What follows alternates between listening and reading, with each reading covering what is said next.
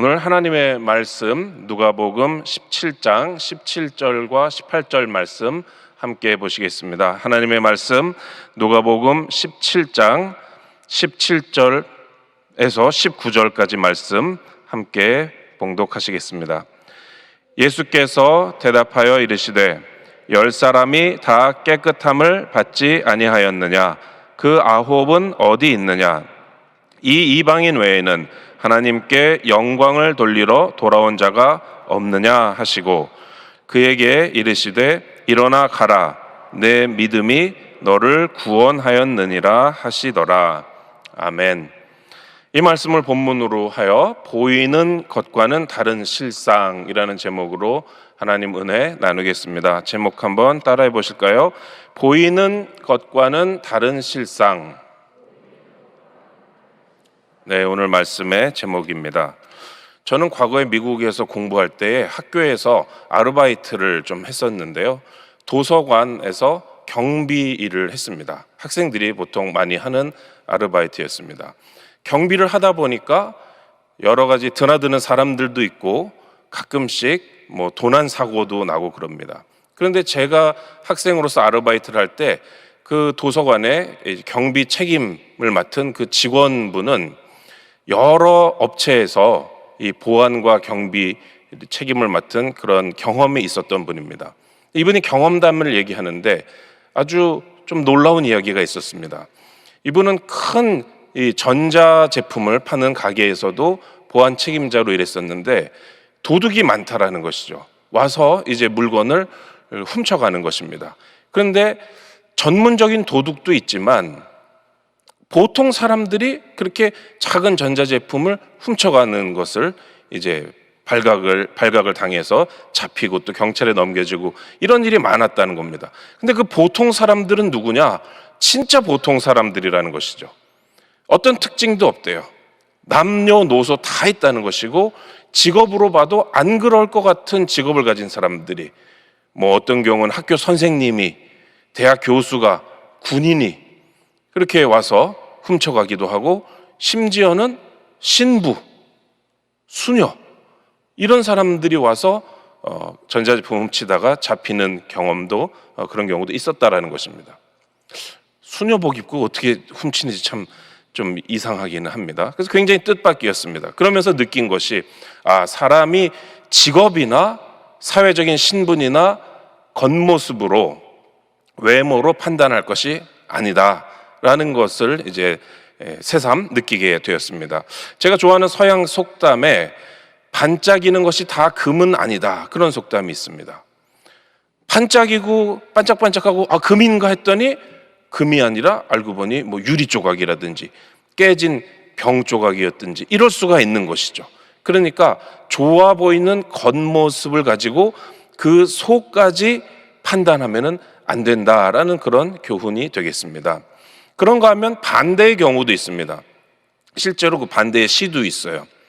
금이라고 해서 다 반짝이는 것은 아니다. 그러니까 실상은 귀한 것인데, 실상은 존귀한 것인데 그렇다고 해서 꼭 겉모습으로 그것이 드러나거나 티가 나는 것은 아니다라는 것이죠. 예를 들어서 우리 사극에 그런 거 많이 나오죠. 앞으로 왕이 될 사람인데 존귀한 신분이고 뛰어난 사람인데 지금은 도적대, 거짓대에 섞여 있다라든지 왕자와 거지 그런 이야기도 있지 않습니까? 우리 신앙적으로 말하면 존귀한 하나님의 자녀인데 지금 뭔가 어려운 상황 속에서 사람들이 볼 때 아름다운 모습이 없는 그런 시험을 당하고 고생하는 경우도 있습니다. 그 경우도 겉으로 보아서는 알 수 없는 보이는 것과 다른 실상이 그 안에 있는 것이죠. 반짝인다고 다 금이 아니고 금이라고 다 반짝이는 것이 아닙니다. 오늘 함께 읽으신 이 본문이 말해주는 사건도 이러한 삶의 모습 또 신앙의 모습과 연관이 있습니다. 겉으로 보이는 것과 그 사람의 실상은 반드시 같은 것이 아니다. 겉으로 어렵고 힘들어 보여도 그 안에 그 마음속에 희망의 싹이 있는 경우가 있다는 것이죠. 또는 반면에 보일 때는 뭔가 문제가 해결되고 겉으로는 잘 되었는데 속을 들여다보면은 그렇지 않은 경우, 오늘 본문이 말해주는 경우에는 뭐가 있냐면은 겉으로는 축복을 다 받은 것처럼 보입니다. 그러나 속을 보면은 아직 더 받을 더 좋은 축복이 남아있는데 겉모습만 생각하다가 그것을 지나치게 되고 놓치게 되는 경우가 있는 것입니다. 이렇게 우리 삶에 또 우리 신앙에 보이는 부분과 보이지 않는 부분을 우리가 잘 볼 수 있어야 하는 것입니다. 첫 번째로 절망적으로 보였으나 희망이 있는 상황에 대해서 오늘 본문이 말씀해주고 있습니다.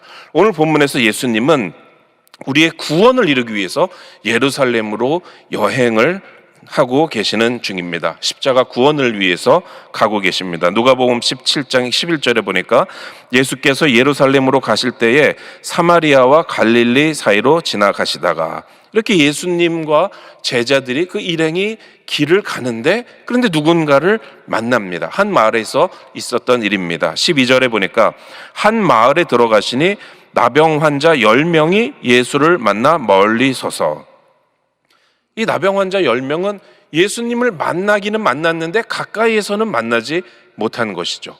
멀리 서서 감히 다가오지를 못했습니다. 왜 그렇습니까? 가까이 오면 안 되니까요. 전염병 환자니까. 그야말로 법정 전염병이었습니다. 부정한 사람 취급을 당했죠. 그래서 율법의 규정에 따라서 사람들에게 가까이 가면 안 되고, 사람들이 사는 마을에서 살면은 안 되고, 가족과 만나서도 안 되는 그런 부정한 사람들. 그러니까 10명끼리 똘똘 뭉쳐가지고 지내는데 남들이 보면은 얼마나 안 된 처지가 되겠습니까? 멸시천대도 많이 받았겠죠. 정상적인 사회생활이 안 되고 몸이 아프니까 얼마나 힘들고 또 괴롭습니까? 그게 보이는 모습인데, 그게 겉으로 나타나는 모습인데, 근데 이들의 삶을 보면 그게 다는 아니었다라는 것이죠. 여러분, 우리 삶에서도 그렇습니다.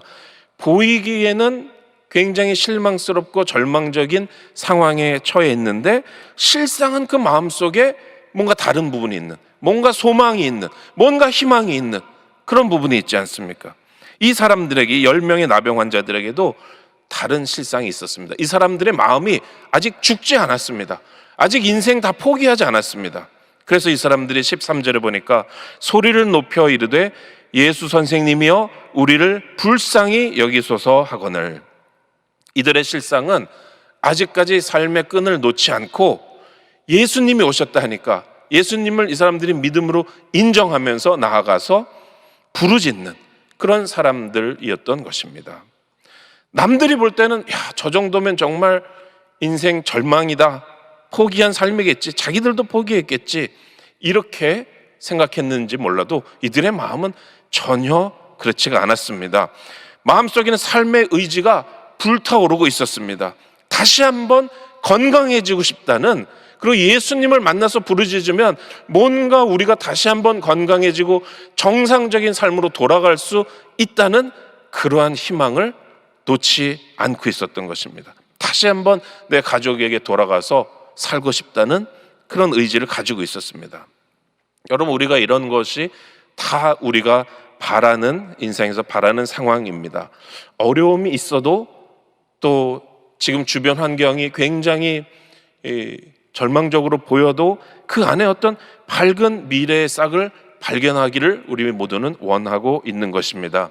어떤 분들은 질병 때문에, 또 이 코로나의 여러 가지 이 사업이 안 되는 상황 속에서, 또는 최근에 겪은 어떤 어려운 일들 때문에, 오랫동안 풀리지 않는 문제들 때문에 지금 힘들어하고 계시는 분도 있을 수가 있습니다. 그러나 그 마음속에, 그 믿음 안에 오늘 이 10명의 나병 환자들처럼 남들 보기와는 다르게 결코 포기하지 않는 그 믿음과 희망의 끈이 있다면, 그것을 가지고 새로운 미래를 바라보고 있다면 그 마음 하나님이 주신 귀한 마음인 줄로 믿습니다. 겉으로 볼 때는 금처럼 반짝반짝 번쩍이지 않는 우리의 삶일지라도 희망을 잃지 않는 그런 마음을 가져야 합니다. 그리고 그 마음을 가지고 예수님께 나아오면은 그러면 인생이 바뀌는 모습이 14절에 나옵니다. 보시고 이르시되 가서 제사장들에게 너희 몸을 보이라 하셨더니 그들이 가다가 깨끗함을 받은지라. 예수님께서 제사장들에게 가서 너희 몸을 보이라 하는 것은 이제 이런 병을 앓는 사람이 다 회복이 됐고 이제 누구에게 나병을 안 옮긴다라는 확인을 받는 절차가 바로 제사장에게 가서 몸을 보이는 것이죠. 그것을 하라 그러는 것입니다. 아직 이 사람들의 병을 이 자리에서 낫게 해주신 것은 아니지만은 그러나 믿음을 가지고 가서 확인을 받으라는 것입니다. 여러분, 예수님께서 다른 사람을 고쳐주실 때 이러한 일들이 종종 있었습니다. 예수님께서 주시는 치유에 대한 믿음과 기대를 가지고 아직 그것을 받기 전이지만은 믿음의 행동을 하라는 것이죠. 중풍병자에게 네 침상을 들고 집으로 가라 그러셨잖아요.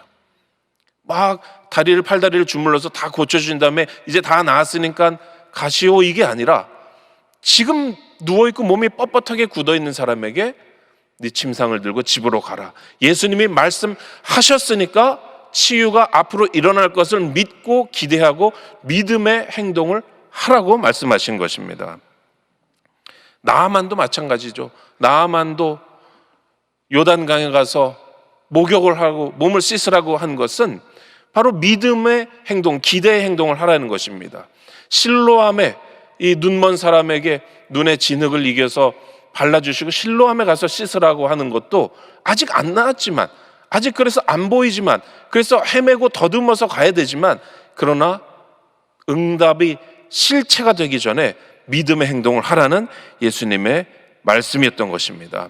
근데 이 10명의 나병 환자들은 그 말씀을 듣고 순종을 합니다. 10명의 나병 환자들 겉모습도 그렇고 그 사람들의 삶도 그러니까 이제 거의 거지나 마찬가지인 것이죠. 그러니까 사람들이 이 사람들에게 영적으로 대단한 믿음이나 순종이나 기대가 있을 거라고 생각 안 했습니다. 그러나 이들의 믿음이 겉보기와는 달랐다는 것이죠.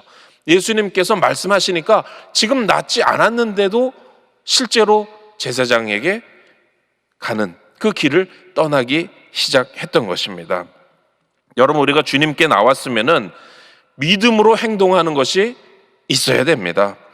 믿었으면 뭔가 믿음을 바탕으로 해서 하나님께서 응답해 주시고 도와주실 것을 전제로 해서 뭔가 행동을 해야죠. 믿는다고 하면서 사실은 아무런 믿음의 행동을 하지 않으면은 그것은 믿음이 과연 얼마나 있는가 우리가 생각해 볼 수가 있습니다. 그래서 많은 분들이 아직 내 기도의 응답을 받기 전에 믿음의 행동을 뭘 합니까? 입술을 열어서 감사하잖아요.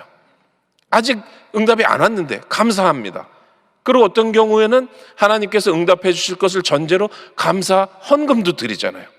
믿음의 기대를 가지고 하는 행동들입니다. 자, 그래서 이 10명의 나병 환자들은 예수님의 말씀에 순종해서 보니까 가다가 몸이 깨끗해지고 이 나병에서 완전히 노연함을 받게 되었던 것입니다.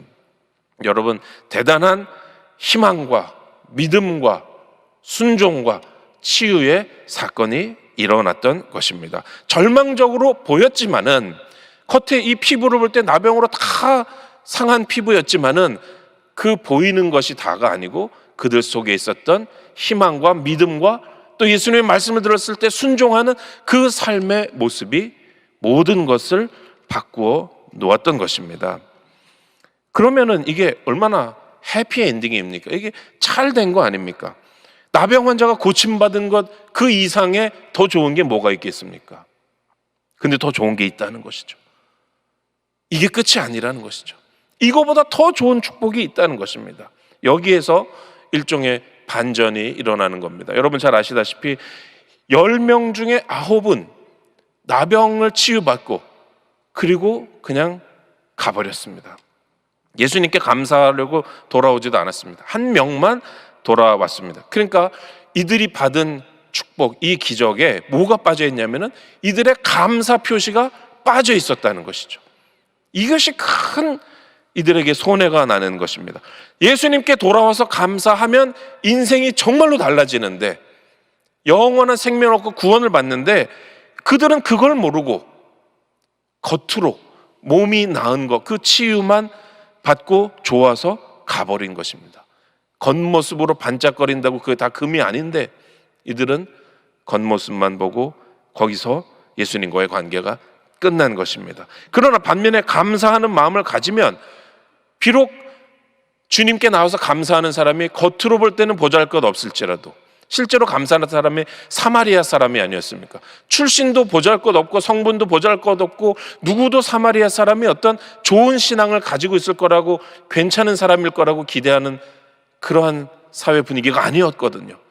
그런데 그럴지라도 그는 나와서 예수님께 감사 인사를 드렸더니 그의 삶이 엄청난 두 번째 축복을 받게 되었습니다. 여러분, 그래서 우리가 주님께 감사하는 사람은 겉보기와 다른 삶을 살게 된다는 것이죠. 두 번째, 주님께 감사하는 사람은 보기와는 다른 사람이다 는 것입니다. 15절에 그 중에 한 사람이 자기가 낳은 것을 보고 큰 소리로 하나님께 영광을 돌리며 돌아왔습니다.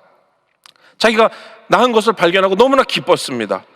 여러분, 그리고 하나님께 영광을 돌렸다는 것이 중요합니다. 우리가 뭔가 잘 될 때, 내가 원하는 것이 이루어졌을 때, 아 기쁘다, 아 다행이다, 여기서 끝나면 그건 믿는 사람 아니죠.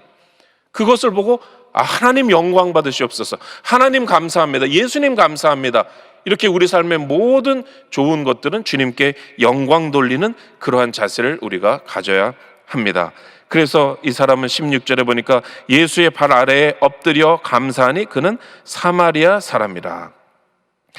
예수님의 발 앞에 엎드려서 감사하는 훌륭한 행동을 했는데 그 사람이 사마리아 사람이라는 것이 바로 어떤 여기에 이 뉘앙스가 있냐 하면은, 겉보기에는 출신은 성분은 사람들이 생각하는 모습은 별것 아닌 사람이었는데 훌륭한 행동을 했다라는 것입니다.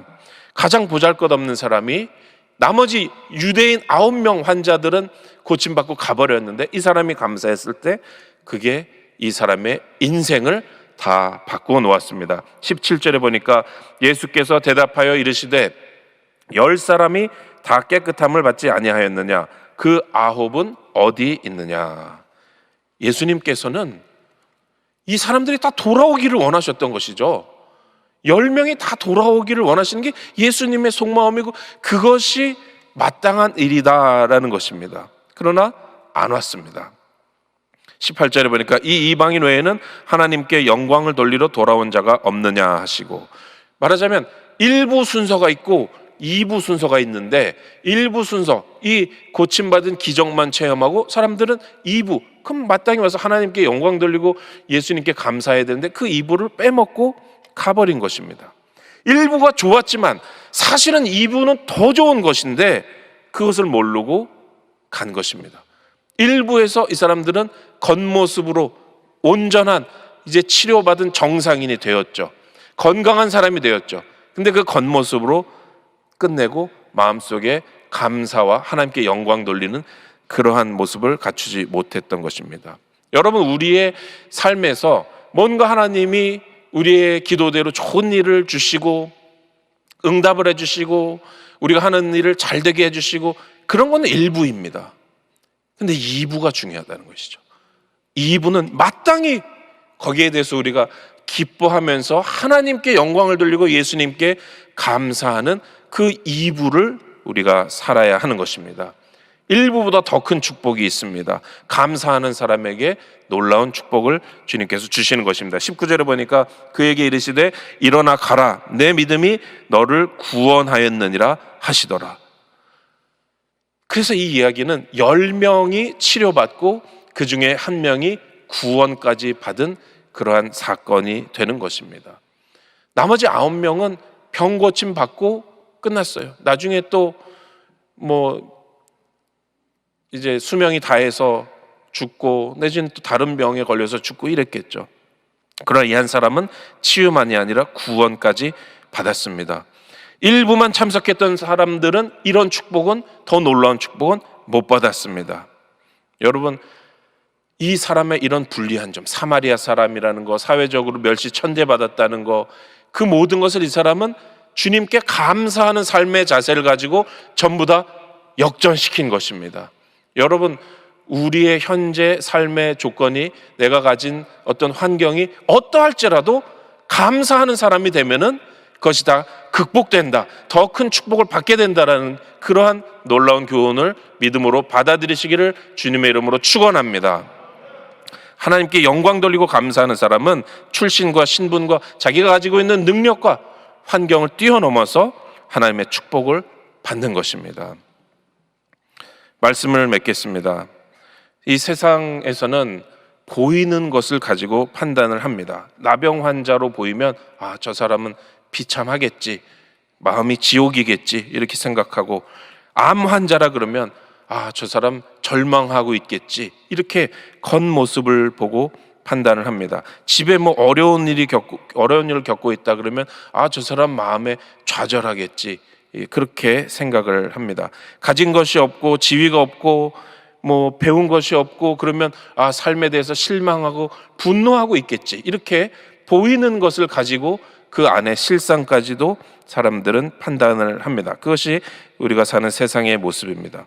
그러나 그렇게 환경적으로 보일지라도 우리의 속은, 우리의 실상은 그렇지 않다는 것을, 또 그렇지 않은 것을 보여주는 것이 우리 믿음의 사람들의 삶인 줄로 믿습니다. 억지로 보여주는 것이 아닙니다. 나는 지금 내 안에 병이 많고 여러 가지 힘든 거 있지만 나는 억지로 웃을래, 그게 아닙니다. 억지로가 아니라 우리 안에 주님께서 이미 소망을 주셨기 때문에, 우리는 예수님께 나와서 부르짖는 사람이기 때문에, 그리고 우리에게 주신 모든 좋은 것에 대해서 하나님께 영광 돌리고 주님께 감사하는 사람이기 때문에 우리는 겉으로 보는 것과는 다르게 그 실상에는 소망이 있다라는 것입니다. 여러분, 예수 믿는 사람들 그렇잖아요. 병실에서 다들 병으로 괴로워할 때 같은 입원 환자인데 이 사람은 웃고 다녀요. 이 사람은 남을 도와주고 다녀요. 이 사람은 절대로 절망하지 않고 다녀요. 그래서 이상하다 해서 알고 보니까 예수 믿는 사람이었다. 그것이 우리의 삶의 모습 아닙니까? 자기도 아프면서 전도하고 다니고 다른 사람 도와주고 다니고, 여러분 그런 예수 믿는 사람의 모습을 보고 예수 믿는 사람 많습니다.